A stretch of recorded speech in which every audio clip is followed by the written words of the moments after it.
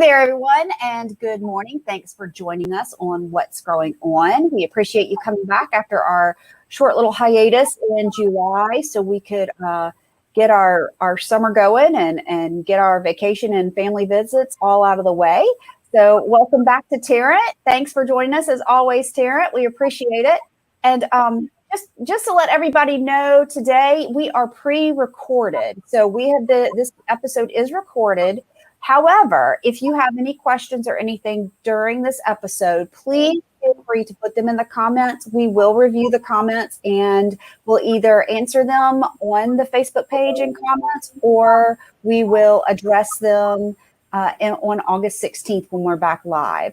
So Arent, thanks again for joining us. You know, it's funny, we're already thinking about fall and it's like the hottest day of the year, and you know, but we've got to start thinking about planning and preparing for our fall garden. So let's get started with that. What do we need to know?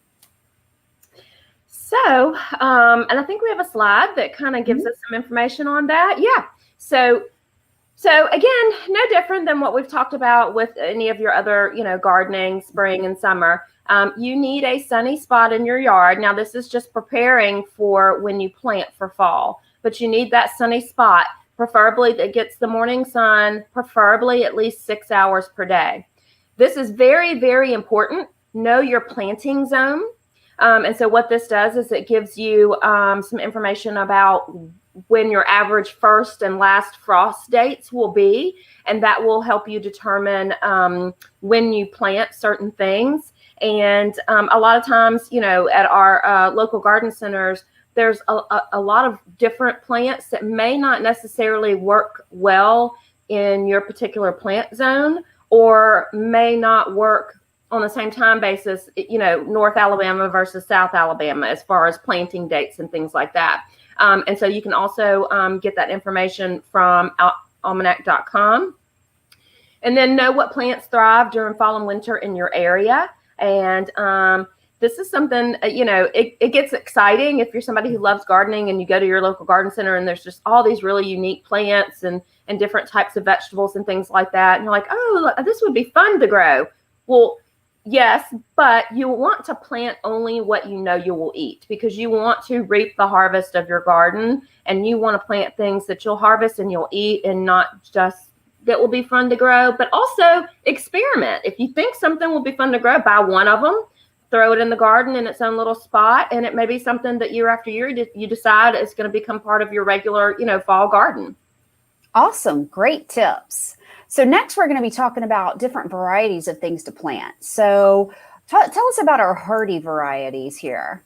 Yeah, so hardy varieties, these meaning that they can withstand colder temperatures and lower temperatures. And so those are broccoli, Brussels sprouts, cabbage, Chinese cabbage, carrots, all of your greens, collards, kale, turnips, kohlrabi, onions, radishes, spinach, leeks. And so these are things that can withstand much colder temperatures. So the northern part of the state, you know, you might want to look at some of these because they'll withstand some of the colder temperatures that you guys get up there. Awesome. And then we've got our next slide is on semi-hardy varieties. Right. So these are the ones that when we have, you know, a hard freeze or you know, a couple of nights of really low temperatures, these are some of the varieties that may get a little bit of damage or may not survive. So you may want to look at covering these. And beets, you wouldn't think because they're a root vegetable, but they are considered semi-hardy. You've got your cauliflower because it's just kind of open out there, and the frost will actually burn the actual cauliflower. Lettuce, rutabagas, and mustard greens. So these are ones that you want to watch a little more closely when those temperatures start to dip. Excellent. Good to know. And so next we're going to be talking about our seeds. So a lot of folks like to start their own seeds and seedlings. So let's go on and talk about seeds. Right. So, and the reason we're talking about seeds right now in July, and the reason why we're talking about fall gardening, even though, our temperatures are in the, triple digits right now, is because if you're going to start from seed, which is really the most economical way to start a garden, you want to go ahead and start your seedling transplants now to get put in your garden over the next, month and a half.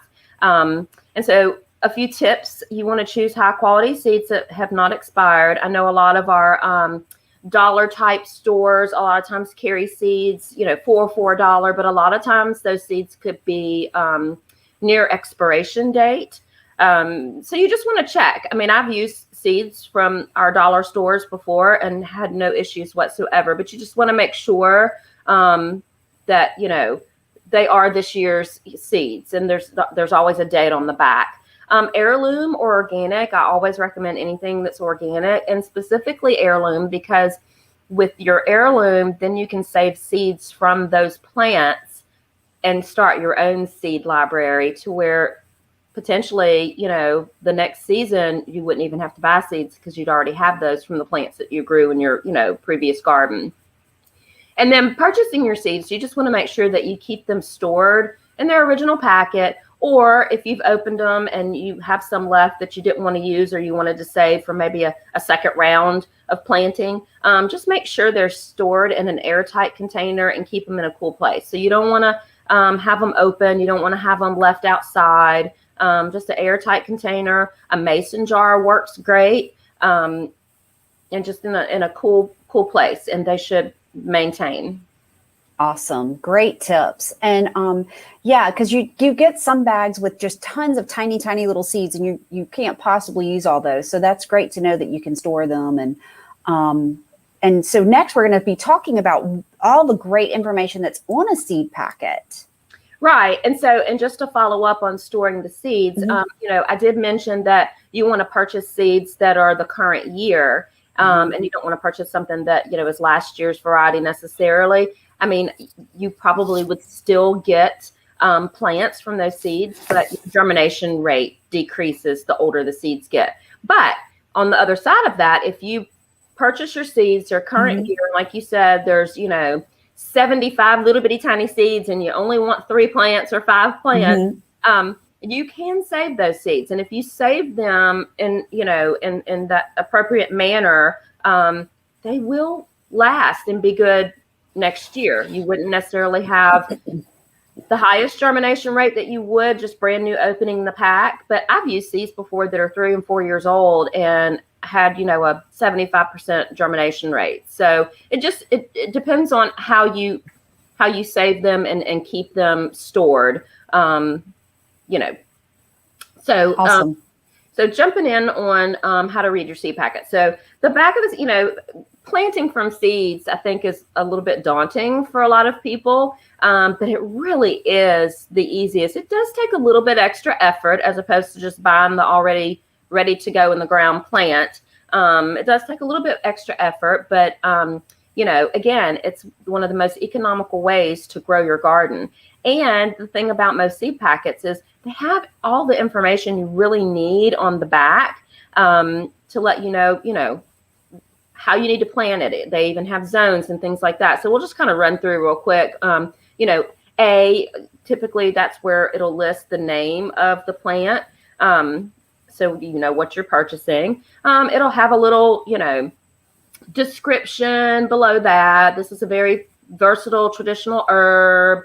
Kind of gives you, some information on what you can use it for. And this varies from seed company to seed company, but for the most part, the main information that we've got kind of lettered out here is on every seed packet. So days to germination. So this is important because we put those seeds in our little planters, and in a few days, nothing's happened. And nothing's happened. And then a week goes by, nothing's happened. And we think, oh no, this isn't working. I can't do this. Well, days to germinate, that's giving you a range. And if you notice, it's 7 to 21 days for this particular one. So you could have seedlings pop up in 7 days. It could be 21 days. It could be 5. It could be 25. Anywhere kind of within that range is a good, a good estimate of when you'll start to see those little, seedlings pop up out of your dirt. Depth to sow. So basically what that is just telling you how far down in the dirt you need to push that seed down. And seeds are really easy. You don't really need any special equipment other than your finger, and you just put them in and it'll tell you about how far to stick them in. Honestly, I've never used like a ruler or anything like that to do that, but you can do that. You can figure out what 1/16 of an inch could be, but for the most part, I've always just kind of pushed them just down just a little bit right below the surface, not even farther than how my fingernail would go down into the dirt, and then just kind of covered them. And that seemed to always work for me. The seed spacing. So this is important for when you get ready to transplant, because you want to make sure you've got enough space in between them for them to grow and do what they need to do to get ready to put in the ground. Then you've got row spacing beyond that, and that's when you get ready to transplant, how far apart each plant needs to be as far as, spacing in your garden. And then, of course, days to harvest. So this is another important thing because, we put them in the ground and then we're impatient and we're ready and we're waiting. And when is that little broccoli bug going to appear? And, and so this is telling you days to harvest, how long it typically will take for this transplant once you've got it in the ground to be ready to harvest. Typically, if we know what we're planting and we're not experimenting with something and we're planting something we know we like to eat, you're going to know just by looking at it that, it's ready to pick. And then we've got down below that, it gives you information on, when you plant, how you plant, things like that. Talks about the seedlings of how, once they're ready and, 2 to 3 inches in height, and then final spacing in your garden, 8 inches apart. And then we go back to row spacing. If you've got rows, you're going to plant, dill, if you're planting 2 rows of dill, you're going to plant each dill plant, 8 inches apart, but you're going to make your rows 2 feet apart. So it gives you all the information you need to know as far as putting them in the garden and making it an environment conducive to your plants being, successful. It gives you some little garden hints. Again, those kind of things depend on the company. And then you've got down at the bottom, which this is also very helpful. It shows where you are in the United States and what time of the year is ideal for you to plant that particular plant in your garden. And so that's very helpful. That is your planting zone. That is your, to know when the best time is to put those in the ground. So don't let planting seeds be daunting because, like I said, and like you see here on the back of the seed packets, there's pretty much almost everything you need to know about being successful with it. And we've actually got some other tips on that as well. And then, of course, we've got the internet. So you can always look up anything, or our smartphones. We can ask our smartphones and it'll look it up for us. So don't let starting seeds be daunting because it really is a rewarding way to start a garden. And again, like I said, the most economical, you're going to get more bang for your buck starting from seed. Excellent. Yeah, that is true. And I love that the seed packets have all of this great information. Like you said, everything you really need to know is right there. But things that you may not know, we have more slides for that. So let's talk about soil and seeds. Yeah, so this is something that's extremely important when you're starting seedlings because they have to remain moist and wet in order for that seed to sprout. So just one thing you never want to do. Now, you don't want to flood them, but you can see by the 2 pictures, obviously the dirt is extremely dry. And if the dirt is dry, then the seedlings probably dried out. And once that happens, you may kill the sprout that you don't see yet. And then you won't have a plant.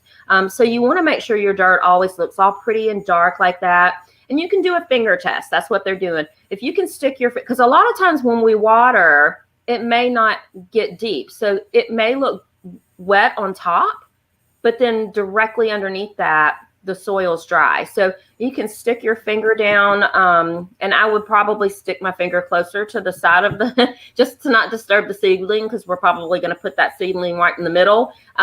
But yeah, just stick your finger down in there just to try to see, and you'll be able to tell if the soil is moist enough. Again, you don't want to drown them, but you want to make sure that they never dry out. And do you want to have proper drainage for most of your seeds as well? Like I noticed that some of those pots, like the terracotta pots there in that picture, I'm sure that they have holes at the bottom. They do. You want to make sure you have drainage. Otherwise, the water will just kind of continue to build up and build up and build up. And then it's going to, your seedling can rot, create fungus and things like that. Terracotta, I will add this about terracotta. Terracotta soaks up moisture. So you might have to water a little bit more with terracotta pots or planters. But yeah, you want to make sure you've got some kind of drainage on the bottom to kind of let out that excess water that's not absorbed by the soil. Excellent. Excellent. All right. And now we're going to talk about sunny spots. Yes. So starting your seedlings. So we're going to start our fall seedlings now, but these are cold weather or cool weather variety plants. So these seedlings really need to be started in a cool indoor environment so they don't burn up. Inside your house, in front of any kind of sunny window. If you've got an area, if you've got a climate controlled kind of greenhouse area, or if you want to make sure they have plenty of sun. And it says warm, but when I say warm, sunny spot, not outside, because the temperatures right now are too hot for these seedlings, these particular varieties, because they are the cool weather. So you do want to start them inside, but they do still need the warmth and the light of the sunlight. So just pick a sunny spot. And if you'll notice, there's several different ways that you can start transplants. You can do them in each individual little pot. You can do just one big flat tray and pull them out from there. I mean, you don't have to have anything specific other than something that is deep enough for your transplant to develop its roots to get ready to go into the garden. And I think we've talked about it before too. They've got those neat little seedling pots that are just basically kind of made out of like peat and mulch, I think. And you can just pop those straight into the ground too. So that makes it really easy. So awesome. So if you're having trouble with your seeds, and maybe they're, like you said, we're all anxious to see those first little green sprouts come up out of the ground or out of the soil. But if you are a little worried that they're not doing what they're supposed to do, we've got some troubleshooting tips for you. Yeah, so that's the first. Why aren't my seeds growing? I planted them, 2 weeks ago. So you don't need to worry. You don't need to worry much if your seeds are not following that timeline on the packet, on the back of that seed packet. If you're a little past it, it isn't necessarily a problem. So you want to just look for a few things. Is it too dry? Check your soil. Make sure your soil isn't drying out. But you want to really be on top of this from day one, because again, if the soil dries out, if that seedling has already emerged from the seed, it just hasn't broke the ground, the soil yet. If it gets too dry, you could kill what, is about to emerge. So you want to make sure, but that definitely could be what happened. Maybe you've gone out of town for a few days and you come back and they dried out, and, that could be, the issue. Is it too cold? They just need to be in a nice little cozy spot. Plenty of sunlight, the warmth of the sun coming through the window. Make sure they're not near, a air vent or a drafty, area of your home.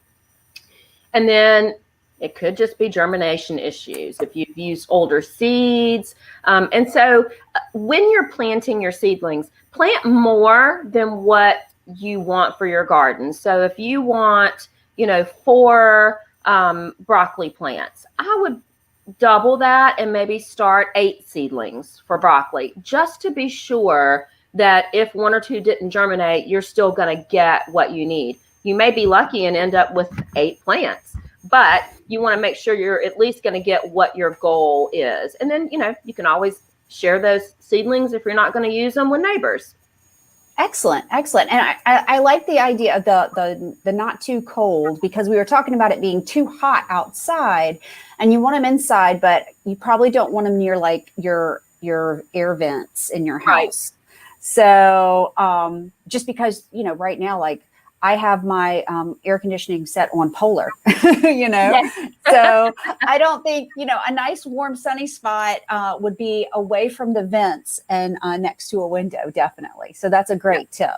So, okay, so we've troubleshot everything, and now we have those first little sprouts coming up, and we're like, yeah, we can start our garden, but we want to make sure that they're transplant ready. So Taryn, tell us a little bit about transplants.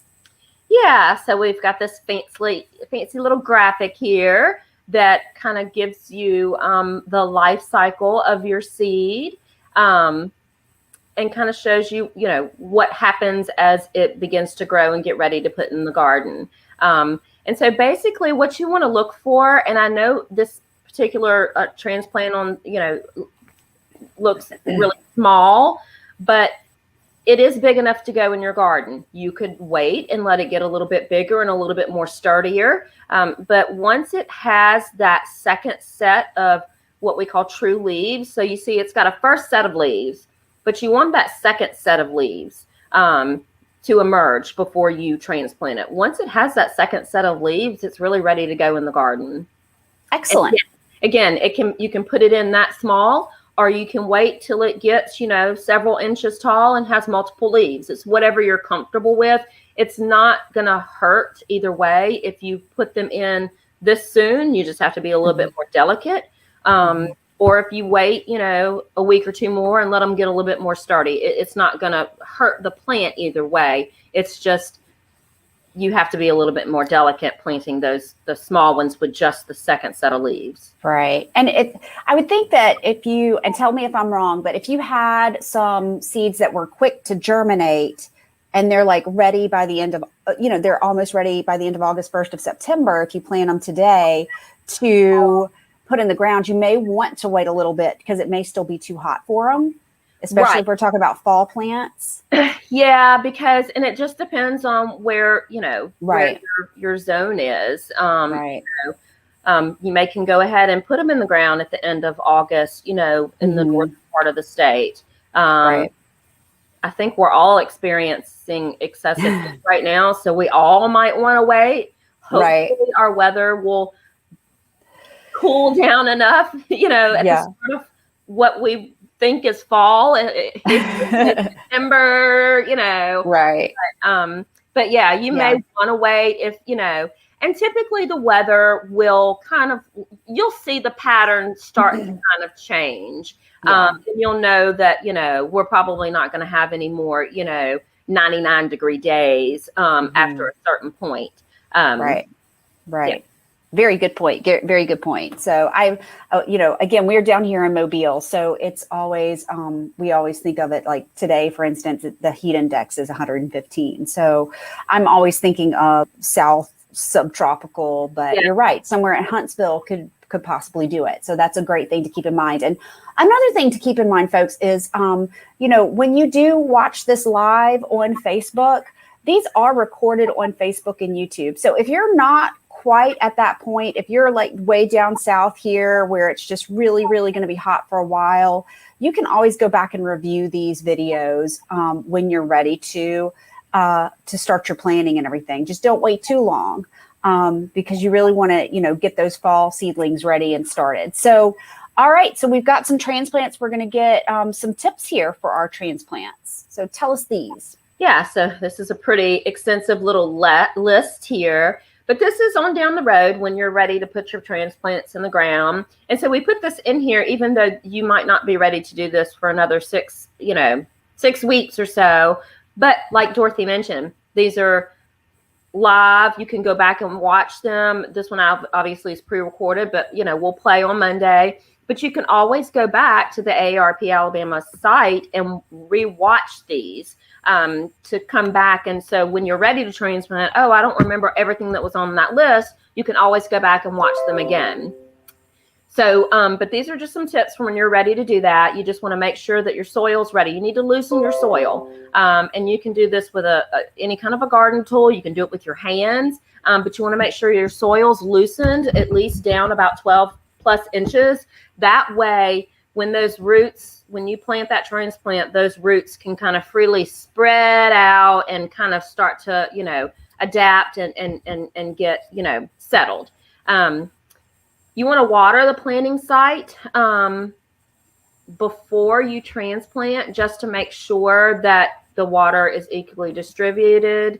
Have your hole ready and deep and wide enough to be able to put the plant perfectly in the hole. You want to remove any dead leaves, and you want to do this throughout your planting season, because those dead leaves are still trying to pull nutrients from the plant, and so they're taking away from the healthy part of the plant. So you always want to just take any dead leaves off. You want to do your best not to disturb the root ball, and not to shake out any of the dirt before you plant. You want it just to feel like it did. You want your plant to not even realize that it was moved from its cozy first home to its, forever home. So you want to be very careful to not disturb the roots. But they're more resilient than you think. So don't worry if some of the dirt falls out. Don't worry if when you're pulling it out, it seems like some of the roots stretch. They're very resilient. Most I've never had any issues, but disturbing to the point to where you've ripped roots off and things like that, could cause future issues. So once you got your plant in the ground, just fill the soil around it, just a few inches between the bottom leaves and the soil. Lightly push down on the soil around the plant, and this just kind of secures it down in. Water well at the base of the plant. That way you want to make sure, now again, you don't want to drown them, but because you've already kind of pre-watered and got the soil kind of ready and moist, ready for your plant, but you want to still water it well at the base when you put it in the ground. And I always water, for the most part, right at the base of the plants, because now I may get some water on the leaves and things like that, but where you really need the majority of the water when you're watering is at the base of the plant, because the roots is where that needs to be. And you just, again, your transplants, they're not as finicky as your seedlings about drying out, but they still, you'll see those drying. You'll be able to tell, they'll start to wilt. So you want to just continue. And if for some reason your plant starts to wilt a little, if you address it immediately and give it some water, it could perk up within a couple of hours. So you just want to continue to water well as it establishes, gets established in its new home. So awesome. And one thing that we do want to let everybody know about after these great tips, after you've transplanted, just be prepared. You might have transplant shock. So yes, it is normal. So again, like I said, you want to do your best not to disturb the plant. You almost want it to not even realize it's been moved, but you can get what they call transplant shock. And it does look like it's wilting, and you're thinking, oh no, is it dying? It really is just in a little bit of a shock. And it might take, a few hours, or it might take a day or two. Just continue to treat it as if there's no problem. Continue to give it a little bit of water.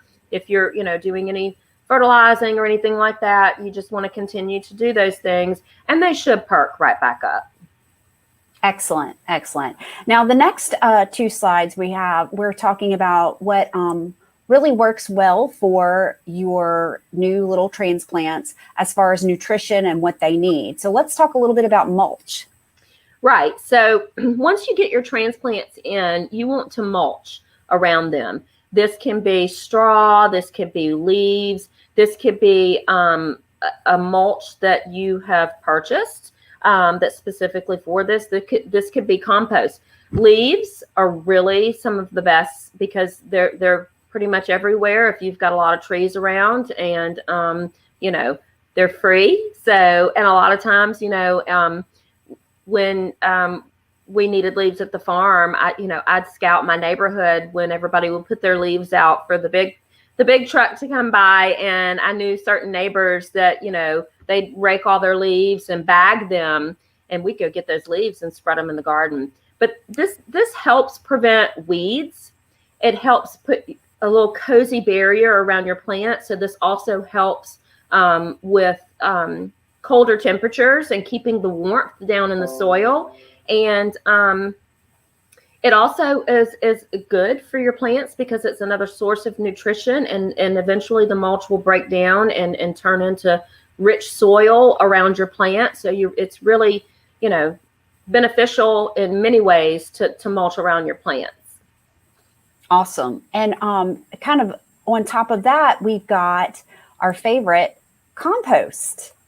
Yes, so I believe this is our last slide in making sure that your plants are healthy and happy as they continue to grow and get ready for you to harvest. And composting. So I'm all about gardening being an economical process. But of course, and back in the day, this is how, people grew their gardens. There weren't huge garden centers that sold all of these particular products specific, to every different kind of plant. But if you don't want to compost, there are definitely organic fertilizers on the market and things that you can, feed your plants with. There's definitely that. But the best really is just using your own fruit and veggie scraps to make compost. And you can do this by letting them break down just in a container in a warm, sunny spot outside, and just kind of keep turning it. And eventually you just keep adding to it. And eventually, it'll break down and turn into this beautiful soil. Or you can make what's called compost tea. And you're doing the same thing with all this, except you're letting it soak in, a bucket or a pail of water. And then you're using the water a few days later to water your plants with. But yeah, compost, I think, is one of the best and easiest ways to give your plants the nutrients that they need to grow and be healthy. Two things you need to remember: no meat and no dairy products. You can compost those types of things, but there's a lot of other things that you have to be aware of when doing that. So the best thing to do: eggshells, coffee grounds, and fruit and veggie scraps. And you don't want to necessarily use anything that's already been cooked because you've probably put some seasoning in it and things like that. But yeah, this is the best way to give your plants all the nutrients that they need. And it's very, very inexpensive, if not free. Excellent. Excellent. So, well, Arent, I really appreciate you joining us today, as always, talking about this. And folks, again, we have pre-recorded this. So if you do have questions, please just go ahead and leave them in the comments, and we will check those comments. And if we don't answer in the comments, we'll try to address everything at the top of the show on August 16th when we are back live. So thanks so much, folks, for joining us. If you do have questions, I've got Arent's email address scrolling down there at the bottom. So feel free to email her with any questions. If you have show ideas, if there's something that you want us to go a little more in depth on, let us know. We'd love to hear from you. We'd love to we'd love to find out and research what you want to know. So thanks again, everybody. Arent, as always, thank you. We'll see everybody back here on the 16th. And until then, take a look at our upcoming events video, and we'll see you on the 16th. Thank you. Bye.